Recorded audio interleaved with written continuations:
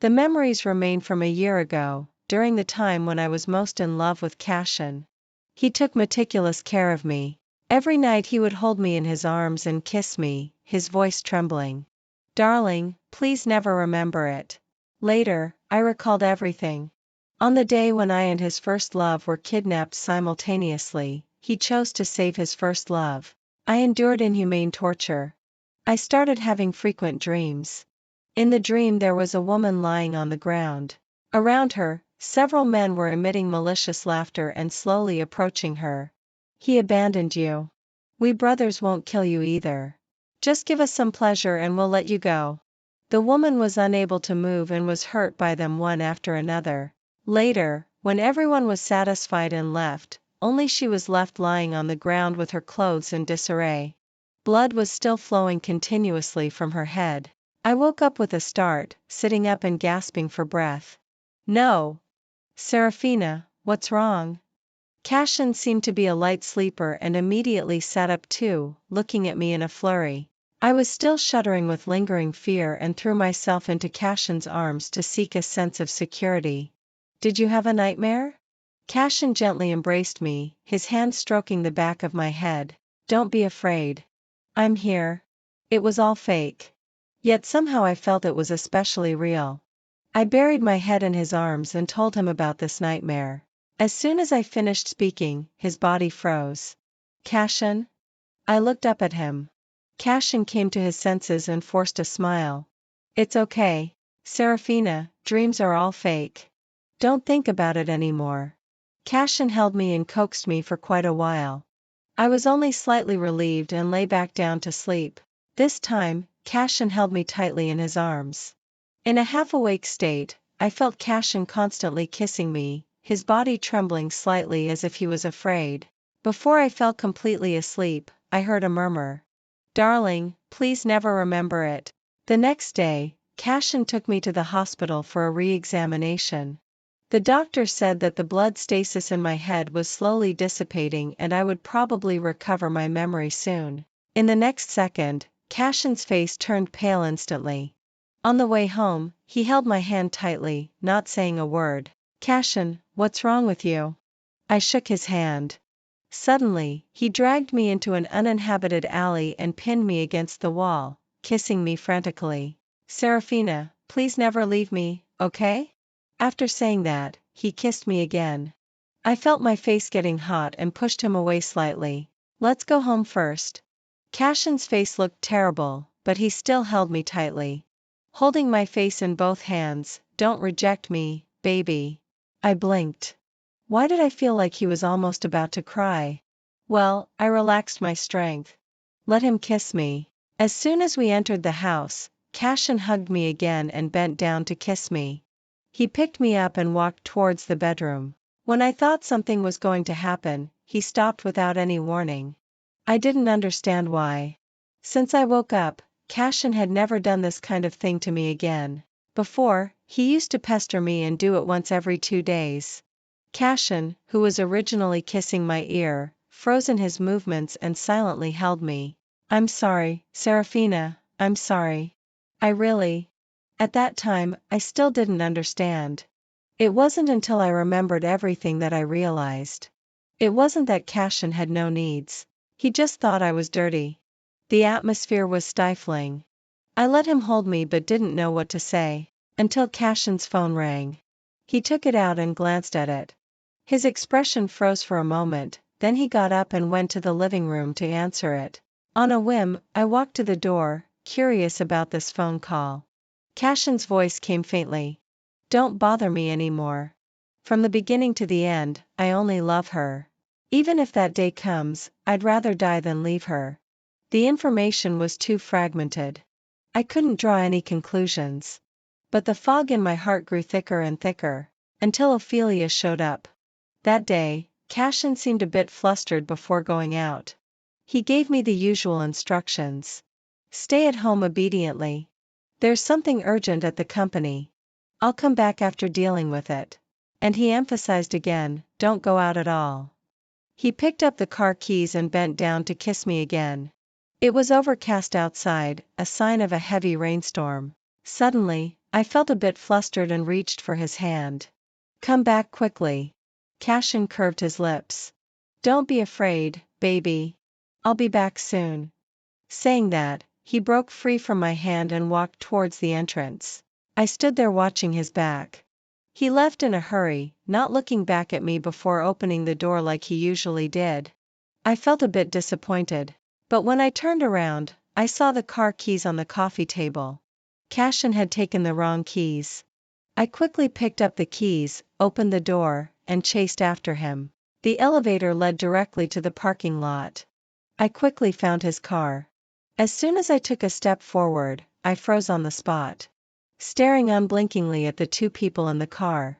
Cashin was kissing a woman in his arms. When the woman's full face was revealed, I seemed to hear the sound of a string snapping in my head. The doctor had said that when subjected to a certain stimulus, I could even recover my memory immediately. Of course, this was only a small probability. But when Ophelia showed up, I almost immediately remembered everything.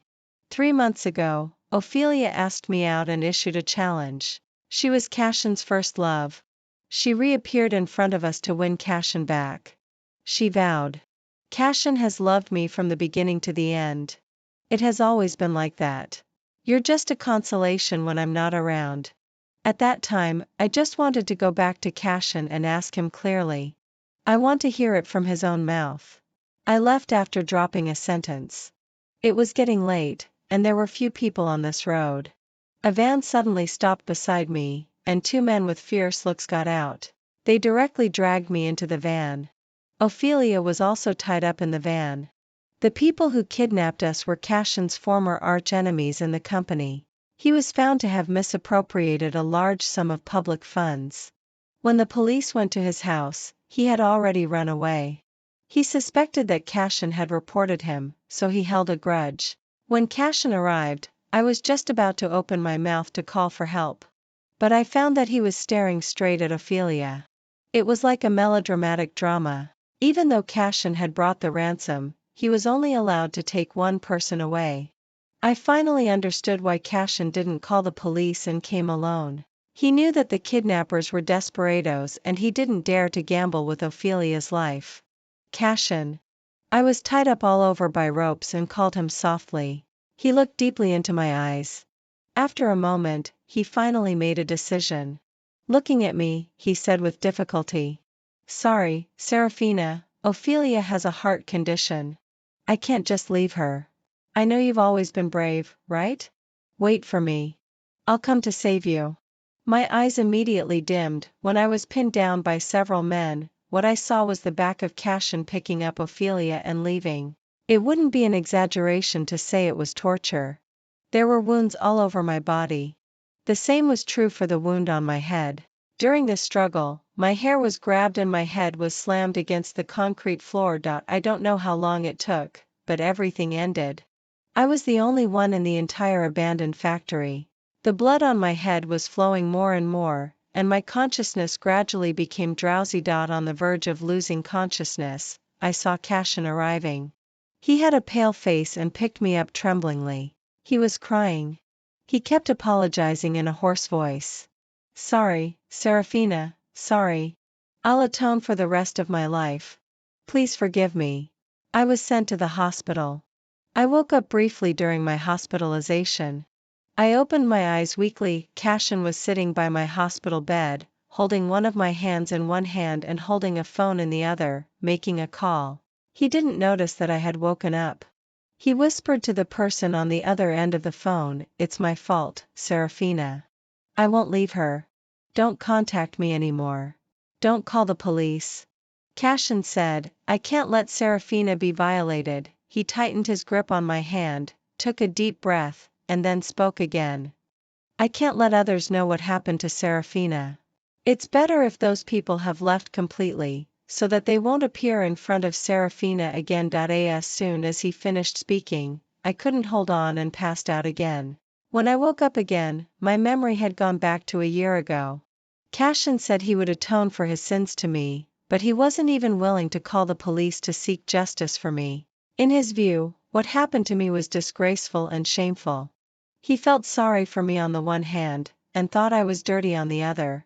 My amnesia completely allowed him to conceal this matter with a clear conscience. The two people in the car finally finished this long kiss. Cashin seemed to sense something and looked towards me. His expression suddenly became flustered.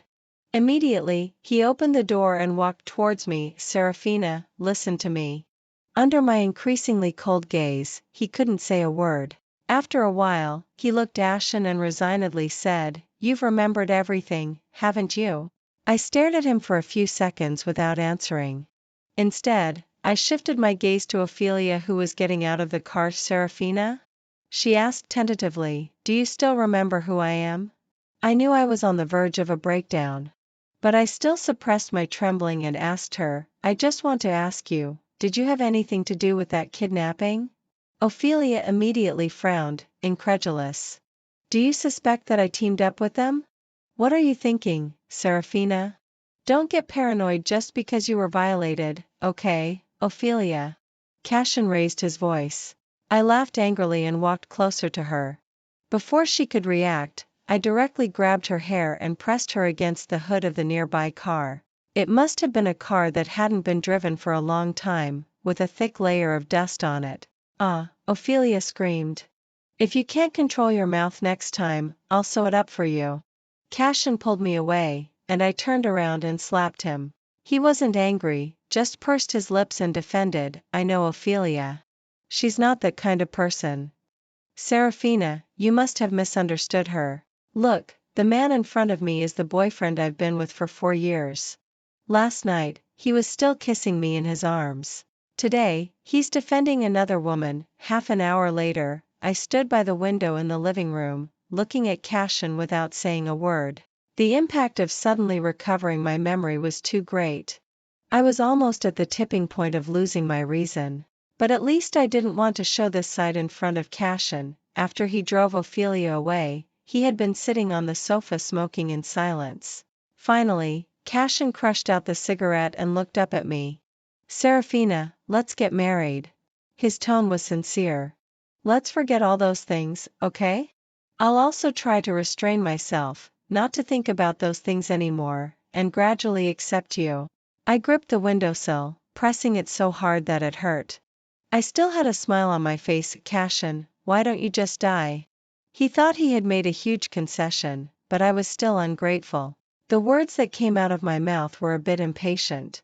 "Serafina, what more do you want from me? I've been forcing myself to ignore what happened that day. I'm willing to spend the rest of my life to heal your wounds. Aren't you satisfied? Do you have any other options besides me? If other men knew that you were gang raped, they would avoid you like the plague." I patiently waited until he finished the last word before smashing the flower pot beside me at him. "Cashin, say it again? What was I? Say it out loud." I finally couldn't hold back and became a completely irrational lunatic. I smashed everything within reach at Cashin. "Scum." He started by apologizing in a flustered manner, and then later just watched in silence. The coffee table, the TV, the glass. I picked up a golf club and swung it at everything around me. The whole room was in a mess. When there was nothing left for me to smash, I threw the club away indifferently. Cashin walked towards me with red eyes, as if to hug me. "Don't you dare touch me again." He had to put his hands down, his voice hoarse. "Sorry, Serafina. I ignored your feelings. I didn't expect you'd react so strongly. I'm sorry. I shouldn't have said those things." Seeing that I didn't respond, Cashin suddenly slapped himself and lowered his eyes. "I'll never mention this again. Will you forgive me?" "No, Cashin. I was kidnapped because I was your girlfriend, Cashin. It was because of you that I suffered all this. You must pay the price." "That's only fair." After leaving Cashin's house, I went to the house my parents left before they went abroad.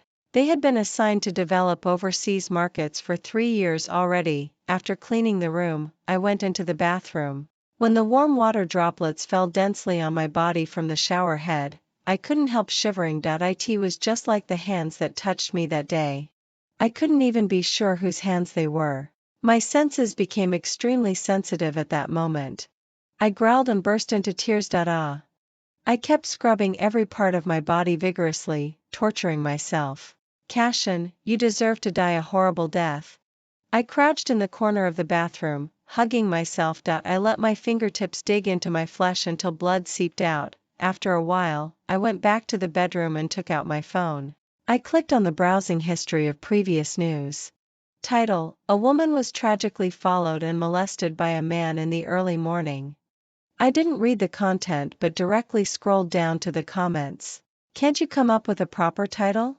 It was clearly a normal outing for the woman, but she was raped by a pervert. I'm standing right here today, and I dare anyone to say that the girl was at fault.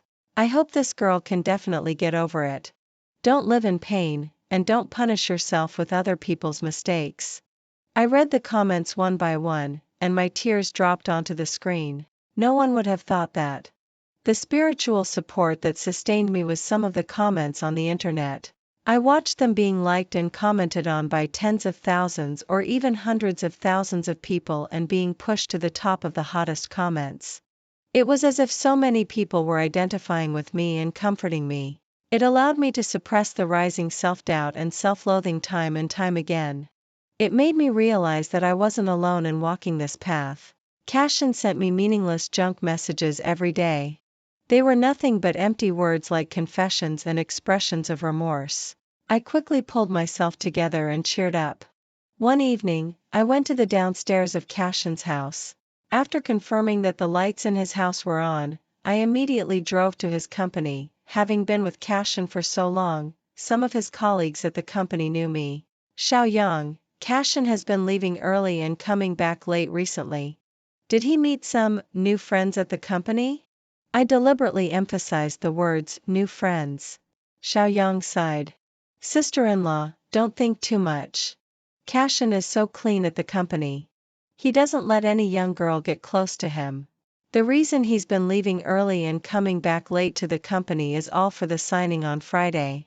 For this project, Cashin has been busy for several months. Sister-in-law, you're really overthinking it. I suddenly realized and looked embarrassed. I was being overly suspicious. Then I handed over a card. Xiaoyang, this is a shopping card given to me by a friend. There's 1,000 yuan in it. The expiration date is coming soon, and I don't have anything to buy. You can take it and give it to your girlfriend.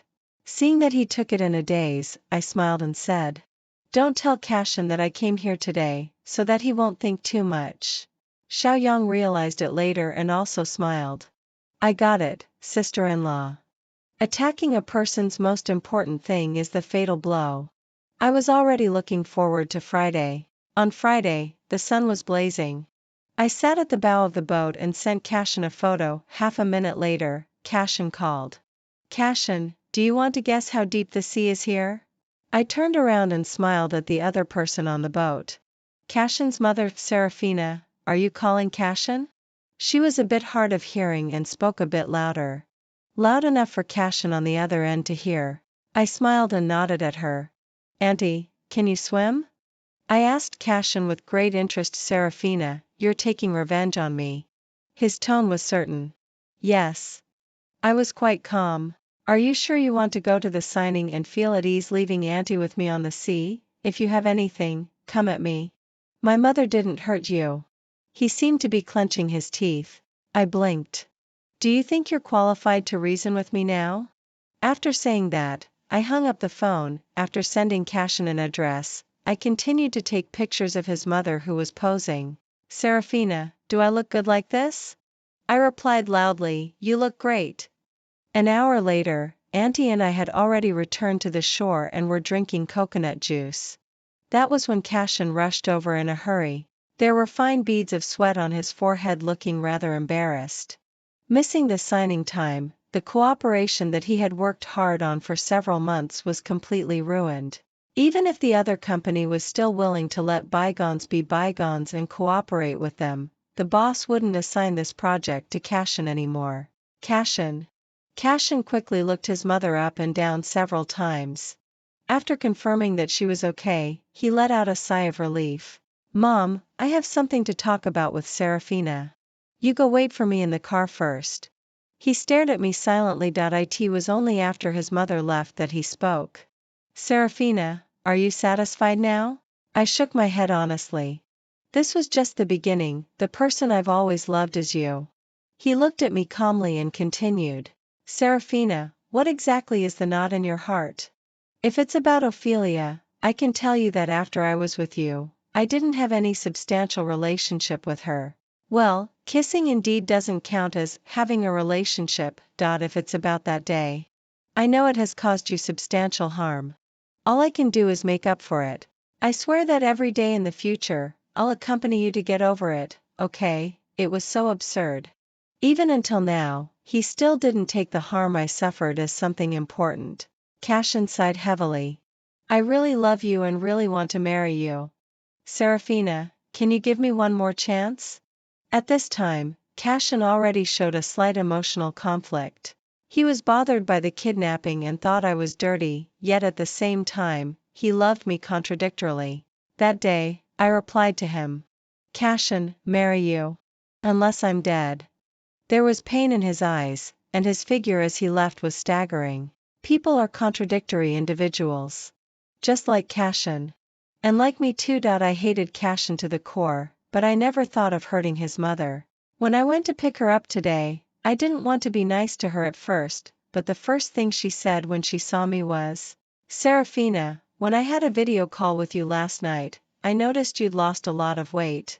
So I got up early this morning, slaughtered a hen, and made some soup for you. Come in and have some soup first, and then go play by the seaside. I went to pick her up at 8 o'clock in the morning, which means she must have gotten up at least at 5 o'clock to kill the chicken and make the soup.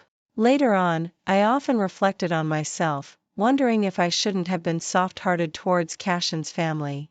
That's how I gave him the chance to hurt me again. Ophelia's acting was so convincing that she managed to deceive me back then. That kidnapping incident was actually planned by her together with Cashin's archenemy. She was certain that Cashin would choose to save her. I don't know if the brain really chooses to forget pain. The memories of that day have already become a bit blurry for me. Or rather, I didn't even notice it at all.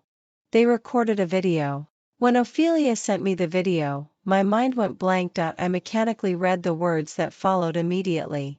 Sent to everyone in the group. Oh, right. Forgot to tell you. Cashin has seen it too, and he acquiesced to my publicizing the video. You can't even imagine what Cashin looked like when he saw the whole process. He was disgusted, you know? He was hugging the trash can and vomiting. She said a whole lot more after that. Something about how in the car in the parking lot that day, they hadn't intended to stop at just kissing or something. I looked at these neatly arranged words, but couldn't form a coherent sentence. I just stared at the words, publicized the video, and felt chilled all over, as if locked in a dark and sunless ice cellar, choking in the cold. I subconsciously turned off my phone to cut myself off from the outside world. I didn't dare to look at all where Ophelia had actually publicized the video. I just fixed my gaze on the fruit knife in the fruit basket on the coffee table. After a while, I took action. When the thick smell of blood started to spread, the door at the entrance was knocked on urgently. Serafina. Serafina, open the door. I have something to say to you. Don't listen to Ophelia's nonsense. I've already asked her to delete the video. Please open the door for me. I beg you, please don't hurt yourself. His speech was rapid and panicked. There was even a hint of crying in his voice. I dropped the knife and let the blood drip down my arm. I walked to the door but didn't open it. I was just confused. Cashin, Ophelia said you thought I was dirty and disgusting to the point of nausea. So why are you putting on this affectionate act now? I'm sorry, Serafina. I didn't despise you. Will you listen to me, please? It was really just a subconscious reaction.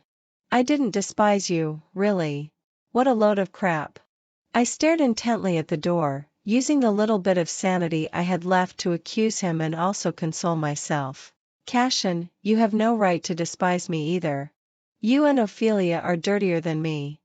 Why should you? I pounded on the door, getting blood on it. Why should you use chastity as the only criterion to judge whether a girl is clean or not? Serafina, don't be like this. Please don't scare me.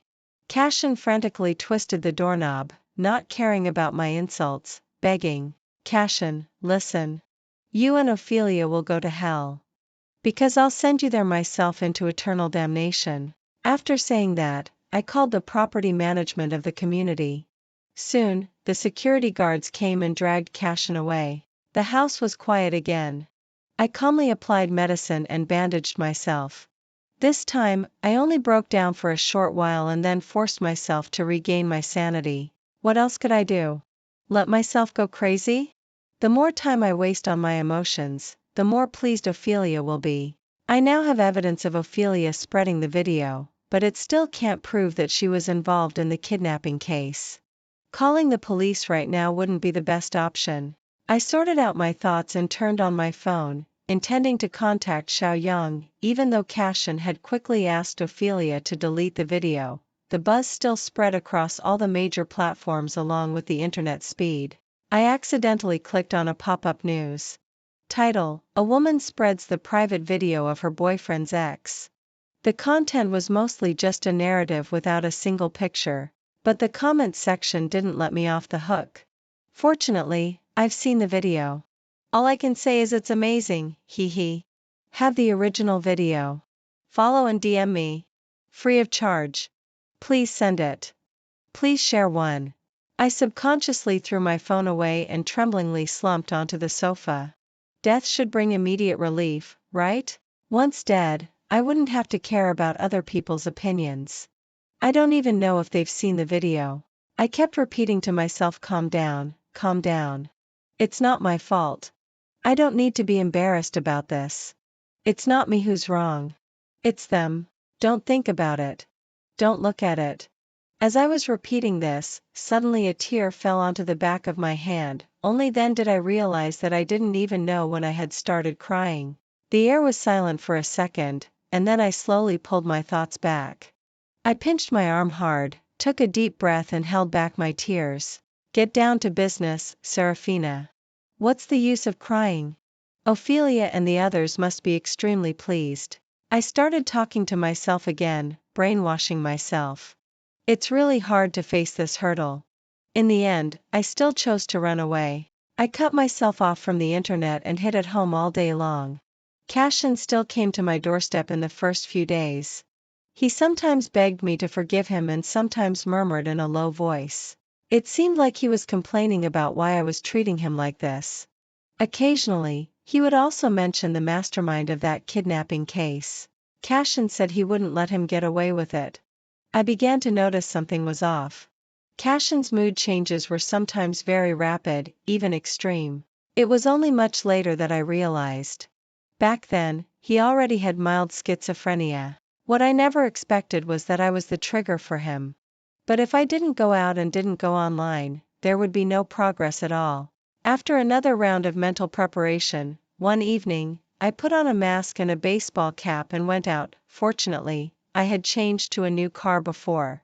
Cashin hadn't seen this car.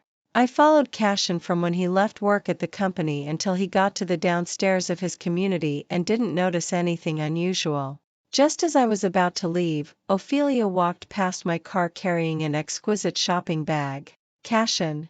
I subconsciously lowered the back of my seat and hid in the shadows. Cashin didn't look well, and his expression was a bit stiff. What are you doing here?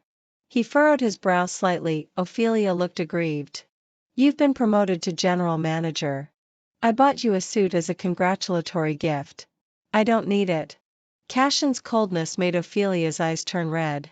Are you still blaming me for publicizing the video? But didn't you acquiesce to it in the beginning? What's the use of regretting it now? Serafina will never forgive you again. The atmosphere around Cashin instantly turned cold, and he suddenly raised his hand and grabbed Ophelia's neck. Cashin. Ophelia's incredulous voice brought him back to his senses. Cashin dazedly let go of his hand, took a step back, and turned around to leave in a daze. I have to say, at the moment when Cashin let go of his hand, I was a bit disappointed. But I was more concerned about another point. After making mistakes in major cooperation projects, Cashin was actually promoted to general manager. As I was thinking about this, my gaze accidentally landed on something. Behind the building in front of me, there was a man standing. He was also wearing a hat and a mask. He seemed to be staring in the direction where Cashin had left. When his eyes were revealed, I froze completely. The scene I least wanted to recall rushed to me like a flood. That was the mastermind of the kidnapping case, Cashin's archenemy. He was also the one who tore my clothes at the beginning. All I could think of was fear. I crouched down in the car seat, shaking violently. I buried my face in my arms and hugged myself tightly. Please let me go, please? I can give you money. I don't want your money. I just want to know how good Cashin's girlfriend is. Please, no. Help. Stop fucking yelling. We'll take turns, and you can go after we're all done. I'm the first one. Hee hee, then I'll be the second one. Why should you be the second one? I felt chilled all over and hugged myself even tighter. I knew my emotions were a bit distorted too. I was hovering on the verge of a breakdown all day long. I don't know how much longer I could hold on. After a long while, I managed to come back to my senses and sat back in the driver's seat. The 3 people just now had all left.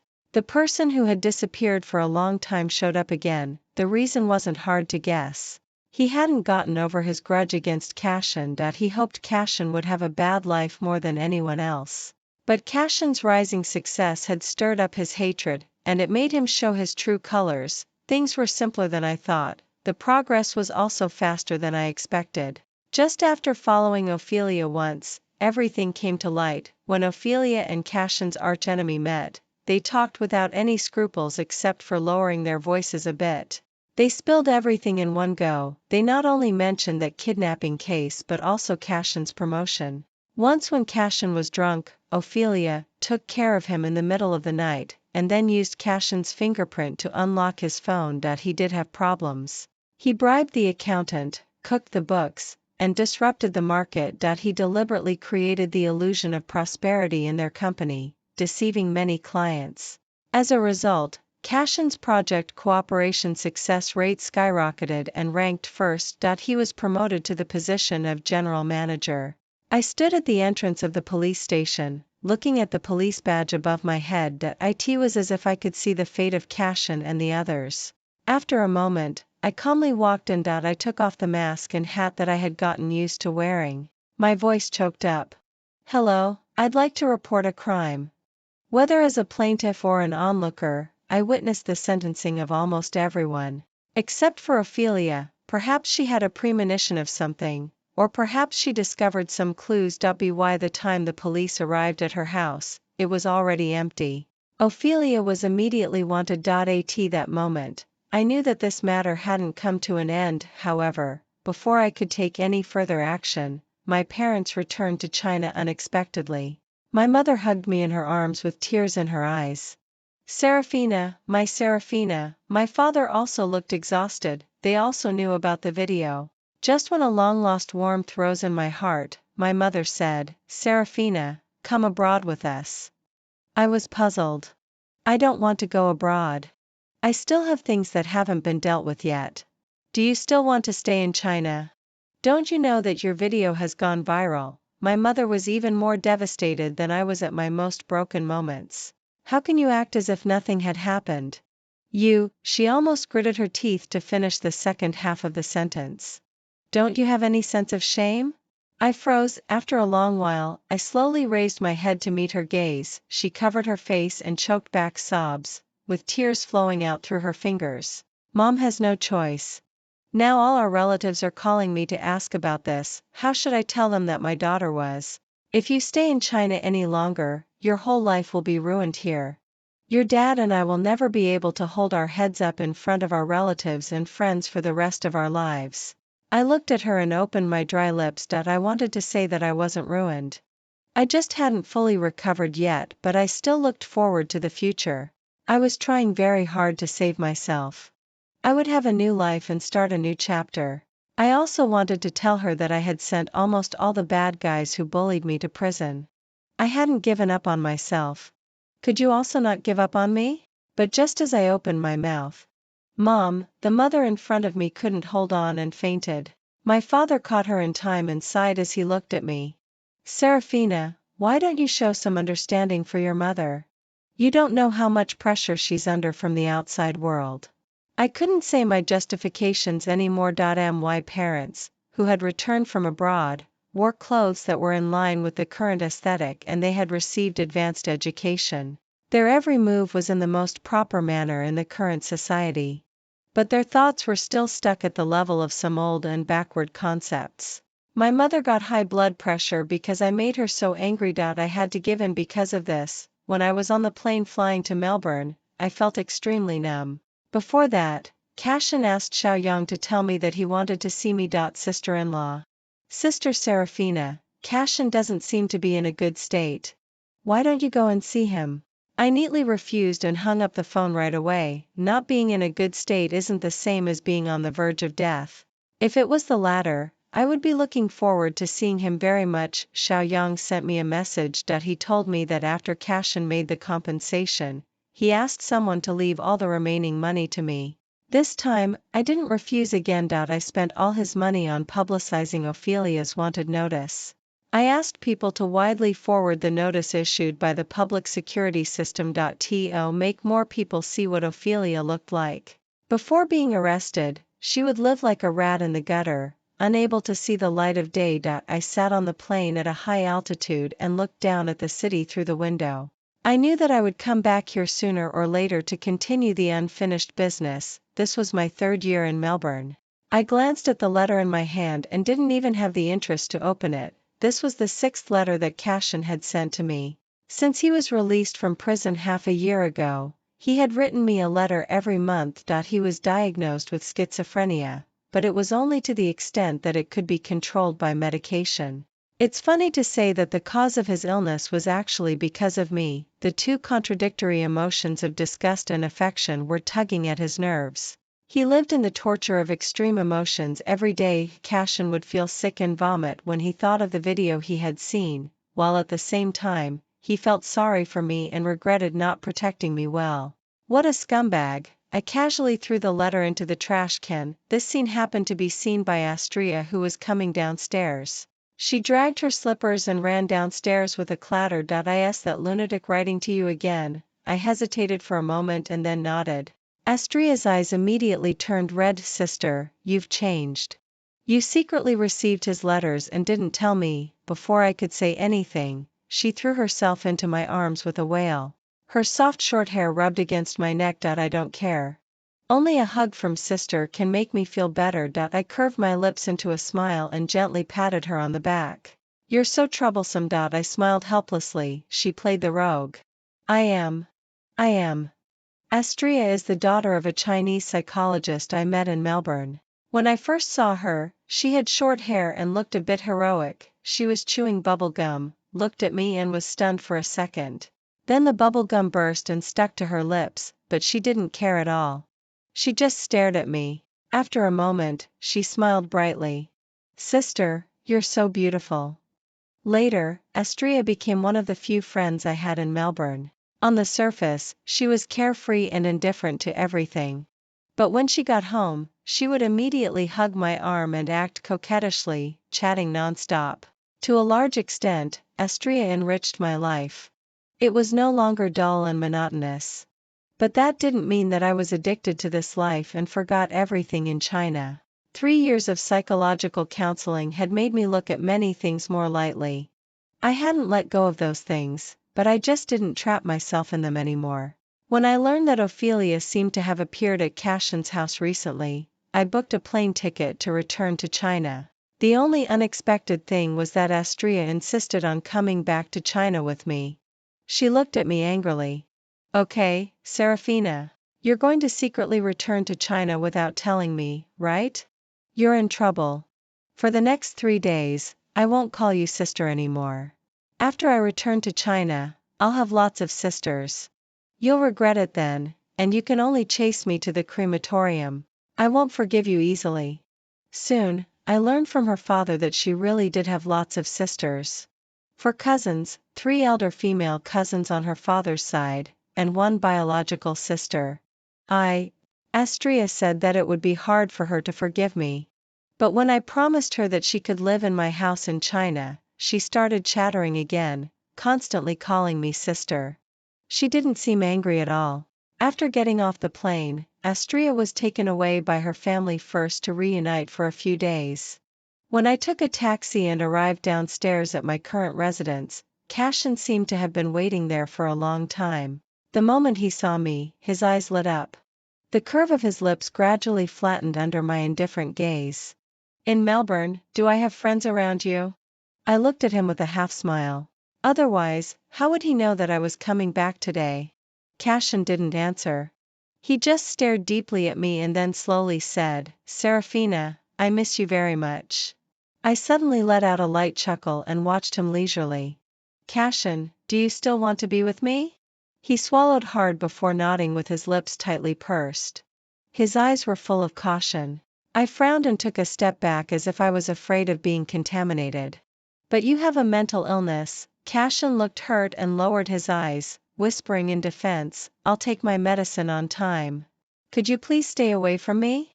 I'm quite afraid of people with mental illnesses. My tone couldn't hide my disgust. Cashin's face turned pale. Finally, he left without saying anything. I watched his back and snorted softly. Cashin, do you also know what it's like to be embarrassed? When I saw your disgusted expression before, I was 10,000 times sadder than you are now. 3 years of hiding like a rat on the run had driven Ophelia to the verge of collapse. Whether she hoped that Cashin would help her or expected to get back together with him. Anyway, Ophelia must have set her sights on Cashin, but she was quite acute.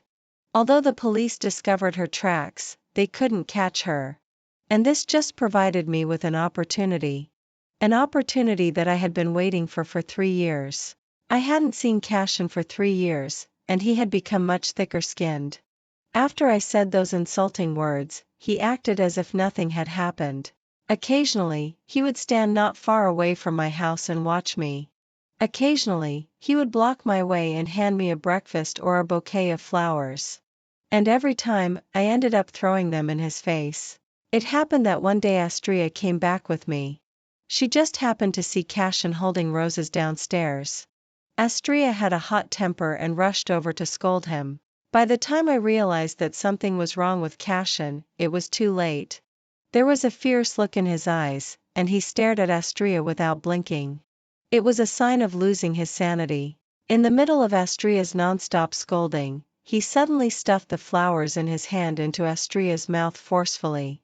His action was brutal. The flower stems had sharp thorns that scratched Astria's lips.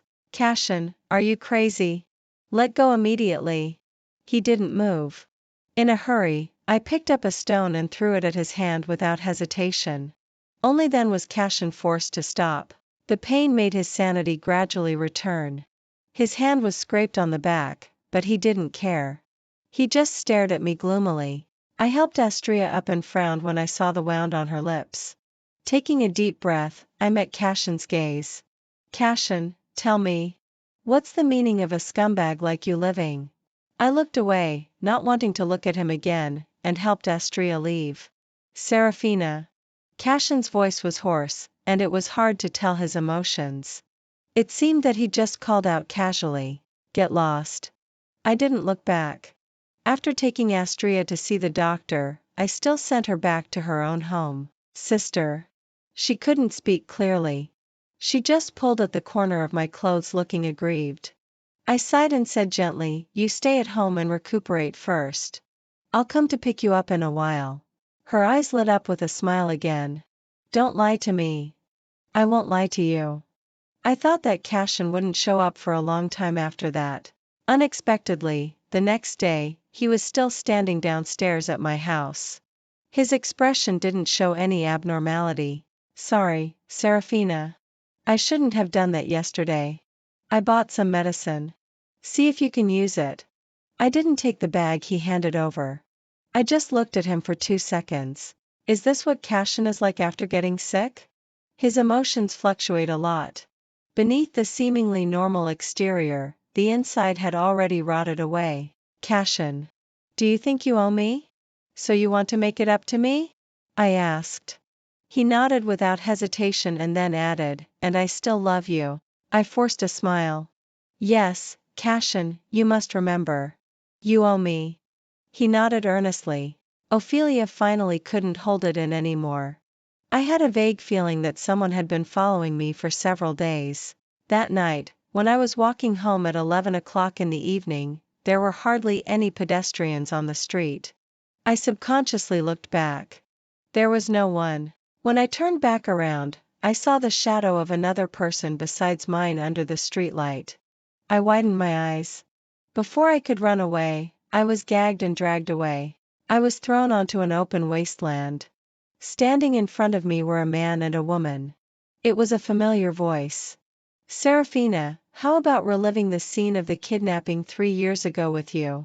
Consider it my payback for hiding for 3 years because of you. Suho held up her phone and crouched in front of me. Her tone was rather regretful. Just that there aren't enough people this time. Just one. Can it barely satisfy you? She was smiling. The strange man was walking towards me. His muddy eyes were full of lewdness. My wrists and ankles were tied. My eyes were full of panic. I was crying and shouting. No. Please, don't. Just as I was pinned to the ground by him, another shout came. You fucking touch her and see. Cashin arrived, picked up a wooden stick and swung it at the man's back. Cashin? Ophelia exclaimed. Cashin. Save me. I was lying on my side on the ground, looking at Cashin with choked sobs. Don't leave me behind this time, okay? His eyes were red. No, Serafina, no. I won't let this happen to you again. The man also staggered to his feet and got into a scuffle with Cashin. Seeing that Cashin was about to be at a disadvantage, I tugged at the hemp rope around my wrists. But the rope didn't come undone, and the small self-defense knife I carried in my sleeve flew out. It just landed at Cashin's feet. The crisp sound of the impact caught his attention. Save me. Cashin. What should we do? Can we not escape? My voice was trembling, and my face was as pale as a sheet. Cashin looked at me with burning eyes, like making a promise. I promise that kind of thing won't happen again. After saying that, he picked up the knife and stabbed it deep into the man's chest. Afraid it wasn't deep enough, Cashin pushed it in further. Ah! Ophelia threw away her phone and screamed in horror as she watched the man gradually lose his breath. Cashin had killed someone. I looked at Ophelia and sniffed. Quickly said, Ophelia, please don't tell anyone, okay? You've already hurt me, but you used to like Cashin so much. You can't hurt him. If you tell anyone, his whole life will be ruined. Cashin slowly turned his gaze to Ophelia. It was as if he was looking at a dead person. Ophelia was already so weak in the legs that she couldn't stand up. The knife in Cashin's hand was still dripping with blood. He walked up to her, crouched down, and spoke calmly. I've thought about it. If it weren't for you, Cashin and I wouldn't have come to this. Both Cashin and I have been ruined by you. Ophelia shook her head slightly, sitting on the ground and backing away. What are you talking about, Cashin? Come to your senses. Ophelia could also see that Cashin was not normal at the moment. His illness had flared up. Cashin couldn't hear what she was saying anymore. He was playing with the knife in his hand. Before Ophelia could react, he stabbed her. But Cashin was inexperienced and didn't kill her with one stab. Ophelia's body was twitching, and she couldn't speak. Cashin put his hand on her neck and looked down at her from above. His hand gradually tightened. After a moment, the woman stopped breathing. Cashin let go. Her face then lolled over weakly towards me. She died with her eyes wide open, unfulfilled. I looked at her for 2 seconds and blinked. Cashin walked over with blood on his hands and clothes. A few drops were also splattered on his face. Serafina, I've killed all the people who hurt you. I neither agreed nor disagreed. I just looked at him with concern. What are you going to do now? In extreme madness, he had calmed down instead.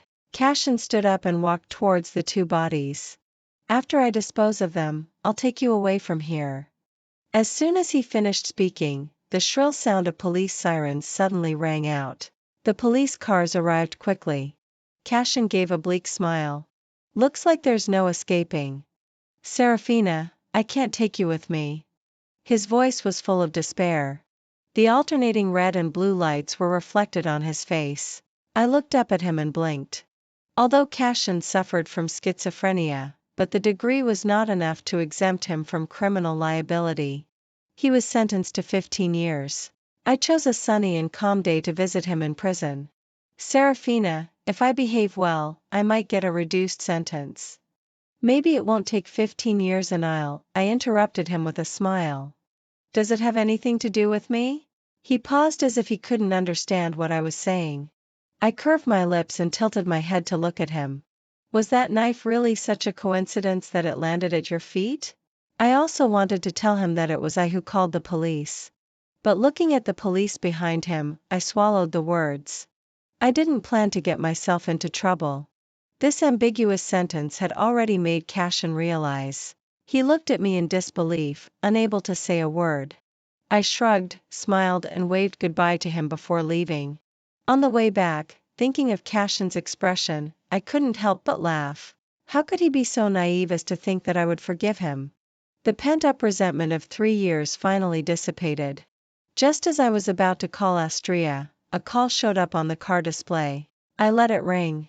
I didn't pick it up until it was about to automatically hang up. Serafina. I didn't speak, tapping my fingertips on the steering wheel. Mom just wants to ask you, are you coming back for the Mid-Autumn Festival? I didn't change my expression. Probably not free. Mom learned to make mooncakes this year. You like the yolk filling. Can I make them for you by hand and send them to you? I sighed, feeling helpless. Really, it's not necessary. There was a long silence on the other end before speaking. Serafina, are you still blaming Mom? Well, that thing. I cut her off. I'm driving. Hang up if there's nothing else. Half a minute later, the call was hung up. I turned the steering wheel with no ripple on my face.